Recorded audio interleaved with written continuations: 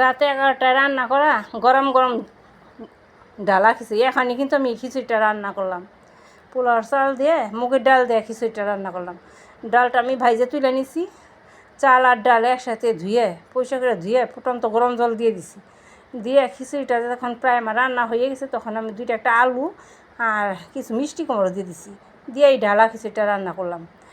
খিচুড়িটা যখন আমার রান্না হয়ে গেছে তখন কিন্তু আমি খিচুড়িটা সম্বার দিয়ে দিছি। ফোড়নে দিয়ে দিছি শুকনো লঙ্কা, 5 ফোড়ন, তেজপাতা, আদা বাটা সব কিছু দিয়ে তারপর খিচুড়িটা আমি সম্বার দিয়ে দিছি। আর মশলা দিয়ে দিছি পরিমাণ মতন হলুদের গুঁড়া, পরিমাণ মতো লবণ, কাঁচা লঙ্কা, জিরার গুঁড়া, ধনিয়ার গুঁড়া, এই সব কিছু দিয়ে এই ঢালা খিচুড়িটা আমরা রান্না করলাম। আমার এই ঢালা খিচুড়ি রান্নার রেসিপিটা যদি ভালো লেগে থাকে পেজটি সাবস্ক্রাইব করে আমার ভিডিও দেখতে লাইক করবেন।